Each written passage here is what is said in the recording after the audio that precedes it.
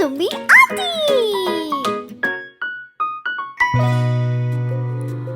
दोस्ती जीवन का बहुत सुंदर रिश्ता होता है। सच्चे दोस्त खुशी और मुश्किल दोनों समय में साथ रहते हैं। ये हमें सहारा देते हैं और हमारा हौसला बढ़ाते हैं। आज मैं आपको ऐसी ही दोस्ती पर आधारित 3 छोटी कहानियां सुनाऊंगी। आइए इन कहानियों से समझें कि दोस्ती सच में जीवन भर का रिश्ता है। कहानी का नाम है 2 भौरे और उदास टिड्डा। जंगल के छोटे से स्कूल में हर सुबह सभी जानवर और कीट पतंगे पढ़ने और खेलने आते थे। उनमें 2 चंचल भौरे भाई बिन्नी और बोबो और उनका सबसे अच्छा दोस्त गिन्नू टिड्डा भी था। एक दिन धूप भरी सुबह तीनों दोस्त पढ़ाई करने के बाद खेल रहे थे।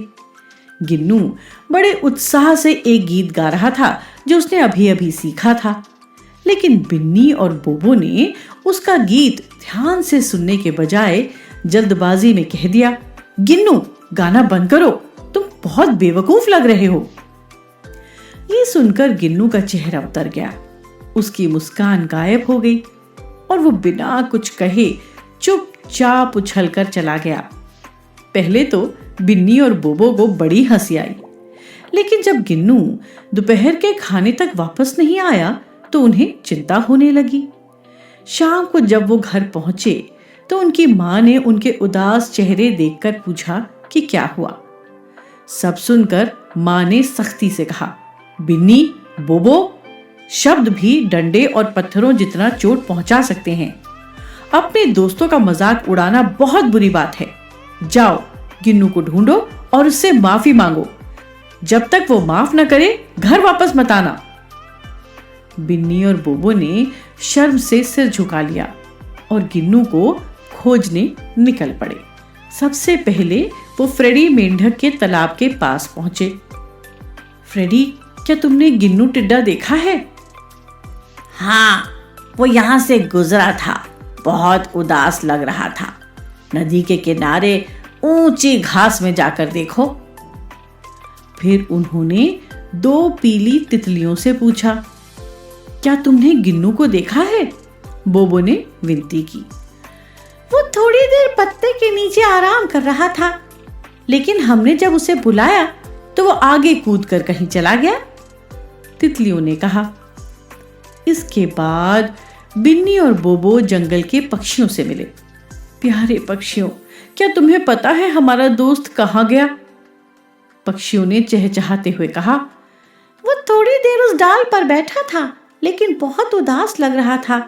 शायद वो घास के मैदान की ओर चला गया। अब तो बिन्नी और बोबो और भी चिंतित हो गए। वे इधर उधर खोजते रहे, जब तक कि आखिरकार उन्हें एक झाड़ी की छाया के नीचे गिन्नू बैठा मिला। वो सर झुकाए जमीन की ओर देख रहा था। गिन्नू! दोनों ने एक साथ पुकारा, लेकिन गिन्नू ने ऊपर नहीं देखा। हमें माफ कर दो, बिन्नी ने धीरे से कहा। हमें तुमसे ऐसे बात नहीं करनी चाहिए थी। हाँ, बोबो बोला, हम तुम्हें दुख पहुंचाना नहीं चाहते थे। तुम हमारे सबसे अच्छे दोस्त हो, कृपया हमें माफ कर दो। गिन्नू ने उनके शर्मिंदा चेहरे देखे। थोड़ी देर चुप रहने के बाद उसने हल्की सी मुस्कान दी और कहा, मैं तुम्हें माफ करता हूं, लेकिन याद रखना, दोस्त वही है जो एक दूसरे को प्रोत्साहित करें, मजाक ना उड़ाएं। दोनों भाइयों ने गिन्नू को गले से लगा लिया और वादा किया कि वे अब कभी जल्दबाजी में गलत बातें नहीं कहेंगे। उस दिन से वो गिन्नू का गाना खुशी से सुनने लगे और कभी कभी उसके साथ गाने भी लगे। इस कहानी से हमने क्या सीखा? शब्दों में ताकत होती है, वो चोट भी पहुंचा सकते हैं और दिल भी जीत सकते हैं। हमेशा मीठा और अच्छा बोलो, क्योंकि सच्ची दोस्ती सम्मान और प्यार पर टिकी होती है।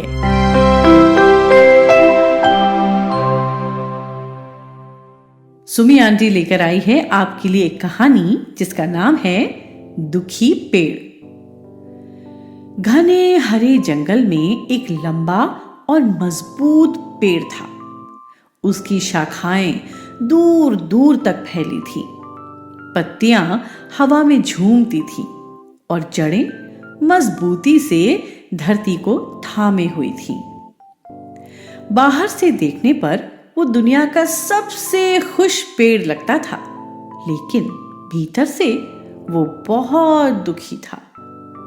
हर दिन छोटे छोटे पक्षी उसकी शाखाओं पर घोंसला बनाने आते, सुबह से शाम तक चहचहाते रहते और पेड़ बड़बड़ाता, ये इतना शोर क्यों करते हैं?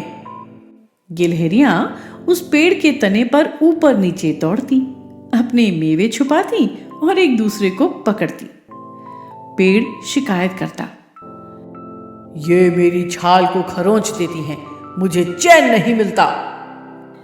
कभी कभी शरारती बंदर उसकी शाखाओं से झूलते और खिलखिलाते और पेड़ आह भरता, हाँ, ये मुझे शांति से क्यों नहीं रहने देते, मैं बस चुपचाप खड़ा रहना चाहता हूं। ऋतुएं बदली, मौसम बदला और धीरे धीरे पक्षियों, गिलहरियों और बंदरों ने देखा कि पेड़ खुश नहीं है। एक एक करके सब उसे छोड़ छोड़कर दूसरे पेड़ों पर चले गए।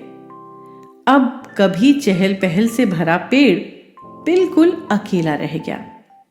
दिन बीतते गए। जंगल में चिड़ियों, गिलहरियों और बंदरों की आवाजें गूंजती रहीं, लेकिन दुखी पेड़ के चारों ओर सन्नाटा ही रहा।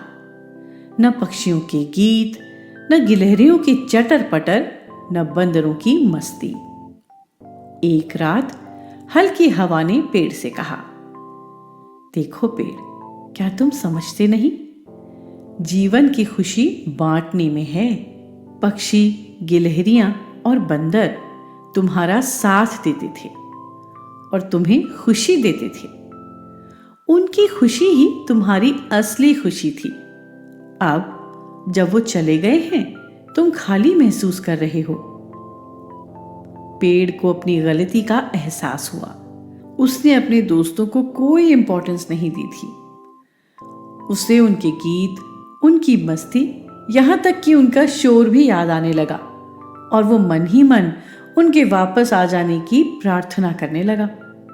अगली सुबह पक्षी लौट आए, खुशी खुशी चहचहाते हुए। गिलहरियां भी वापस आ गईं, फिर से मस्ती करने लगी। बंदर भी शाखाओं से झूलते हुए लौट आए। अब पेड़ ने कभी शिकायत नहीं की। उसने सबका खुले दिल से स्वागत किया।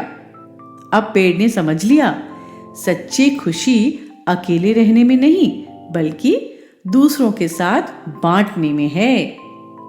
इस कहानी से हमने क्या सीखा? असली मजा दूसरों के साथ खुशियां बांटने से आता है। जो शिकायतें करते हैं उससे सब दूर चले जाते हैं, और जो लोग सबसे प्यार करते हैं उनके पास कभी दोस्तों की कमी नहीं होती।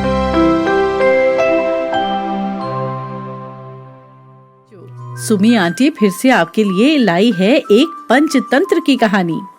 कहानी का नाम है सच्ची दोस्ती। एक समय की बात है, एक गांव था जिसे किसी बड़ी आपदा के बाद लोग छोड़कर चले गए थे। लेकिन उस गांव में रहने वाले चूहों ने वहीं रहने और उसे अपना घर बनाने का फैसला किया। उस गांव के बाहर एक झील थी, जहां हाथियों का एक झुंड रोज नहाने और पानी पीने आता था। झील तक पहुंचने के रास्ते में वही गांव पड़ता था।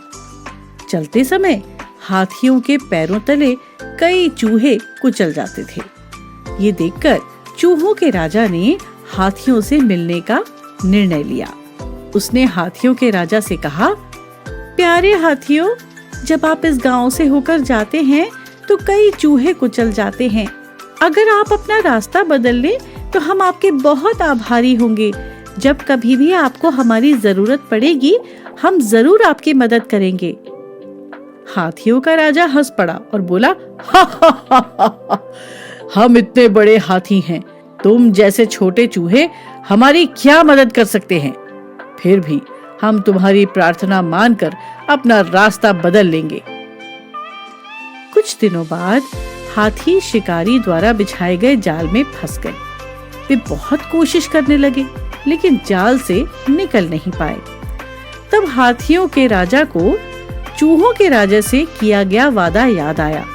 उसने एक ऐसे हाथी को जो जाल में नहीं फंसा था, चूहों के राजा के पास मदद मांगने के लिए भेजा।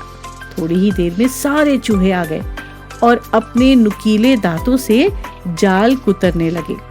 जल्दी ही सभी हाथी आजाद हो गए। हाथियों के राजा ने चूहों का बार बार धन्यवाद किया। इस कहानी से हमने क्या सीखा? मुसीबत में काम आने वाला मित्र ही सच्चा मित्र होता है। हमेशा लोगों के प्रति दयालु रहें और मिली हुई मदद के लिए आभारी रहें।